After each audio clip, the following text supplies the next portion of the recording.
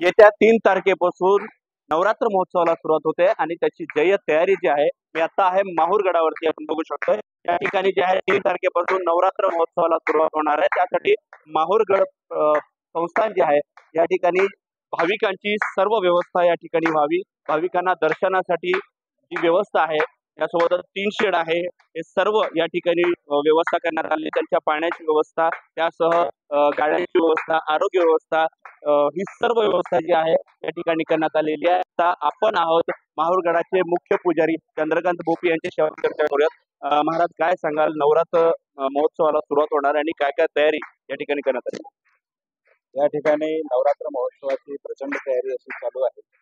मागील आठवड्यामध्ये सर्व माहूरमधील जे डिपार्टमेंट आहेत या सगळ्या डिपार्टमेंटची एक सामूहिक बैठक या ठिकाणी आयोजित करण्यात आली होती।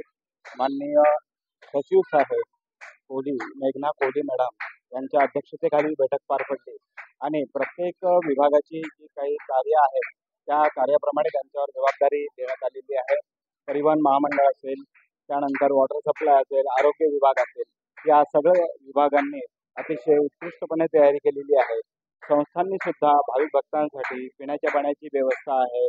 रस्त्यात पायऱ्यावर चढताना काही त्रास झाला असेल त्यासाठीच्या सुविधा आहेत, त्या सगळ्या प्रकारच्या सुविधा भाविक भक्तांसाठी उपलब्ध केल्या आहेत। याचप्रमाणे नवरात्र महोत्सवाला अश्विन शुद्ध प्रतिपदेला घटस्थापना होते आहे आणि या घटस्थापनेनंतर पूर्ण 9 दिवसाचे वेगवेगळे असे अनेक प्रकारचे कार्यक्रम, अनेक नामवंत कलावंत आपली कला इथे सादर करण्यात आहेत। आणि या नवरात्र महोत्सवाच्या निमित्ताने सर्व भाविक भक्तांना मी शुभेच्छा देतो आणि त्यांनी नवरात्र महोत्सवात दर्शनाचा अवश्य लाभ घ्यावा अशी त्यांना प्रार्थना करतो। जय जगदंबे।